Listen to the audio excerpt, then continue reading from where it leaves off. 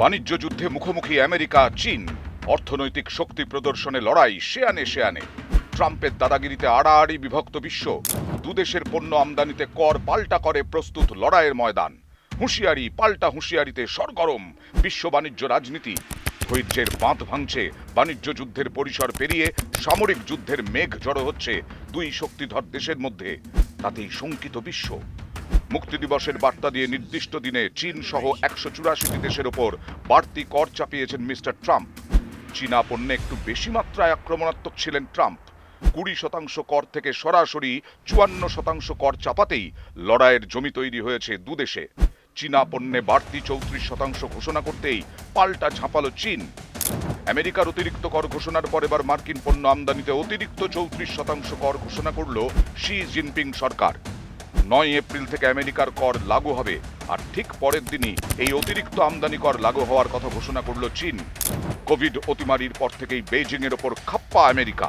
Trump এবং চীনের সম্পর্ক বরাবরই আদায় কাঁচকলায়। আগের মেয়াদে এই দেশকে বারবার নিশানা করেন ট্রাম্প। দ্বিতীয় মেয়াদেও চিত্রটা খুব বদলায়নি।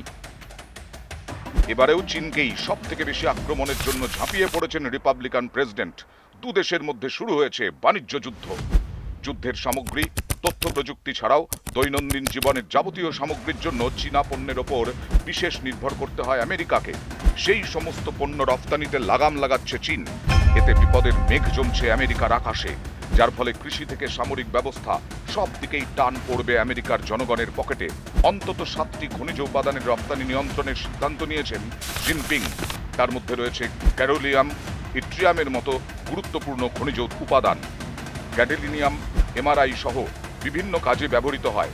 ইট্রিয়াম ব্যবহার হয় মোবাইল ফোনের পর্দায়, ক্যামেরার লেন্স এবং আধুনিক ডিসপ্লে বোর্ডে। এতে যে ট্রাম্প প্রশাসন বেশ সমস্যায় পড়বেন তা বলাই বাহুল্য। আমেরিকা আমদানি ক্ষেত্রে সব থেকে বেশি নির্ভর করে চীনের ওপর। এমনকি গোটা বিশ্বে চীন একমাত্র দেশ যাদের আমদানির থেকে রফতানির হার বেশি। চীন বিশ্বে সর্বাধিক কম মূল্যে শ্রমের উৎস হওয়ায় বেশিরভাগ দেশে এই সমস্যায় ভোগে। 2024-এ চীনের আমেরিকার বাণিজ্য ঘাটতি চরমে পৌঁছয়। এই সময় আমেরিকা $439 বিলিয়ন রফতানি করে ও চীন থেকে তার $295 বিলিয়ন বেশি আমদানি করে। অন্যদিকে চীনের রফতানির পরিমাণ গত কয়েক বছরে এত বেড়েছে যে তারা উদ্বৃত্তের পরিমাণ $1 ট্রিলিয়ন রেকর্ড ছাড়াতে চলেছে। ফলে বিশ্বের রফতানির বাজারে রাজ করে চীন, একথা বলাই বাহুল্য। সেক্ষেত্রে হঠাৎ শুরু হওয়া এই বাণিজ্য যুদ্ধের জেরে যদি বিশ্ববাজারে চীনের রফতানি কমে, সেখানে যে শূন্যস্থান তৈরি হবে সেই শূন্যস্থান পূরণে ভারতের ভূমিকা থাকতে পারে বলে মনে করছেন বিশেষজ্ঞরা। আর এই ক্ষেত্রে লাভবান হবে ভারত। অন্যদিকে ভারত সহ আরও 3টি দেশের সঙ্গে এই অতিরিক্ত কর নিয়ে আলোচনা করছেন প্রেসিডেন্ট ট্রাম্প। প্রথমে এই কর নিয়ে খুব দৃঢ় ঘোষণা করলেও পরে কর ছাড়ের কথা উল্লেখ করেছেন তিনি। ভারত, ইসরায়েল, ভিয়েতনামের সঙ্গে কথা বলেছেন ট্রাম্প।